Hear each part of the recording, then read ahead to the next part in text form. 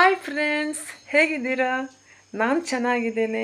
ನೀವು ಸಹ ಚೆನ್ನಾಗಿದ್ದೀರಿ ಅಂತ ಅಂದ್ಕೊಳ್ತಾ ನನ್ನ ಯೂಟ್ಯೂಬ್ ಚಾನೆಲ್ನ ಎಲ್ಲ ಸ್ನೇಹಿತೆಯರಿಗೆ ಅಪ್ಪು ಫ್ಯಾನ್ ಸ್ಮಿತಾ ಕಿಚನ್ಗೆ ಆದರದ ಸ್ವಾಗತ. ಫ್ರೆಂಡ್ಸ್, ಇವತ್ತು ನಾನು ಮಾಡಲಿಕ್ಕೆ ಹೊರಟಿರೋದು ಈ ಅರಿಶಿಣದ ಎಲೆ ಅಂದರೆ ಈ ಹಳದಿ ಎಲೆ, ಇದನ್ನು ಉಪಯೋಗಿಸಿ ನಾವು ಬಂಗಡೆ ಮೀನನ್ನು ಹೇಗೆ ಮಾಡ್ಬೋದು ಅಂತ ನಿಮಗೆ ತೋರಿಸ್ಲಿಕ್ಕೆ ಹೊರಟಿದ್ದೇನೆ. ಫ್ರೆಂಡ್ಸ್, ಇವತ್ತು ನಾವು ಬಂಗಡೆ ಮೀನನ್ನು ತೆಗೆದುಕೊಂಡು ಬಂದಿದ್ವಿ. ಆ ಬಂಗಡೆ ಮೀನನ್ನು ಪೂರ್ತಿಯಾಗಿ ಕ್ಲೀನಾಗಿ ಮಾಡಿಕೊಂಡು ಚಿಕ್ಕ ಚಿಕ್ಕ ಪೀಸ್ಗಳನ್ನಾಗಿ ಮಾಡಿ ಸೈಡ್ ಇಟ್ಕೊಂಡಿದ್ದೇನೆ. ಫ್ರೆಂಡ್ಸ್ ನೋಡಿ ಫ್ರೆಂಡ್ಸ್, ಅದಕ್ಕೆ ಒಂದು ಮಸಾಲೆ ಮಾಡಬೇಕಲ್ಲ, ಹಾಗೆ ಅದಕ್ಕೆ ಸ್ವಲ್ಪ ಮೆಣಸು, ಹಾಗೆ ಸ್ವಲ್ಪ ಕೊತ್ತಂಬರಿ ಬೀಜ, ಹಾಗೆ ಹಳದಿ ಹಿಟ್ಟು, ಹಾಗೆ ಹುಣಸೆಹಣ್ಣು, ಸ್ವಲ್ಪ ಹುಣಸೆಹಣ್ಣು, ಹಾಗೆ ಹಳದಿ ಹಿಟ್ಟು, ಇದರನ್ನೆಲ್ಲ ಹಾಕಿ ನಾವು ಮಿಕ್ಸಿ ಪಾತ್ರೆಗೆ ಹಾಕ್ಕೊಂಡು ಮಿಕ್ಸ್ ಮಾಡ್ಕೊಂಡು ಬಿಡೋಣ. ಫ್ರೆಂಡ್ಸ್,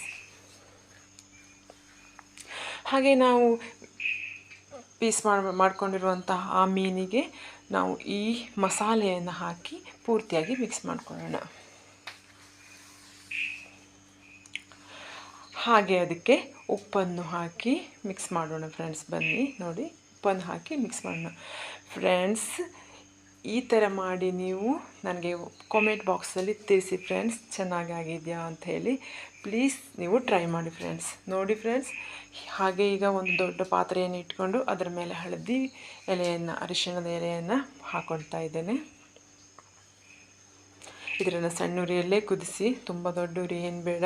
ಆಮೇಲೆ ಪೂರ್ತಿಯಾಗಿ ನೀರನ್ನು ಬತ್ತಬೇಕಷ್ಟೆ. ನೋಡಿ ಫ್ರೆಂಡ್ಸ್, ಈ ಎಲೆಯನ್ನು ಹಾಕ್ಕೊಳ್ತೇನೆ ಈಗ.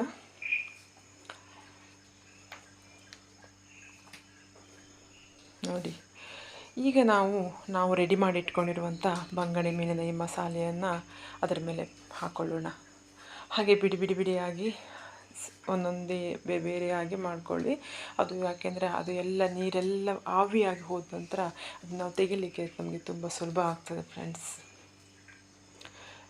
ನೋಡಿ, ಎಲ್ಲ ಮೀನನ್ನು ನಾವು ಅದರ ಮೇಲೆ ಹಾಕ್ಕೊಂಡು ಮುಚ್ಚಿಟ್ಟು ಬೇಯಿಸ್ಕೊಳ್ಳೋಣ. ಫ್ರೆಂಡ್ಸ್, ಈಗ ಹಾಗೆ ನೀರು ಅದು ಪೂರ್ತಿಯಾಗಿ ಆವಿ ಆದ ನಂತರ ನಾವು ಅದನ್ನು ತೆಗಿಬೇಕು. ಫ್ರೆಂಡ್ಸ್ ನೋಡಿ, ಅದು ಪೂರ್ತಿಯಾಗಿ ಆವಿ ಆಗಬೇಕು, ನೀರೆಲ್ಲ ತುಂಬ ಚೆನ್ನಾಗಿ ಬರ್ತದೆ. ಫ್ರೆಂಡ್ಸ್, ನೀವು ಸಹ ಟ್ರೈ ಮಾಡಿ, ಇದು ಊಟ ಮಾಡಲಿಕ್ಕೆ ತುಂಬ ಚೆನ್ನಾಗಿರುತ್ತೆ. ಫ್ರೆಂಡ್ಸ್, ಟ್ರೈ ಮಾಡಿ ಫ್ರೆಂಡ್ಸ್. ನೋಡಿ ಈಗ ಹೇಗೆ ಬಂದಿದೆ ಅಂತ ನೋಡಿ. ಫ್ರೆಂಡ್ಸ್, ನೀವು ಸಹ ಟ್ರೈ ಮಾಡಿ ಕಾಮೆಂಟ್ ಬಾಕ್ಸಲ್ಲಿ ತಿಳಿಸಿ. Thank you for the watching.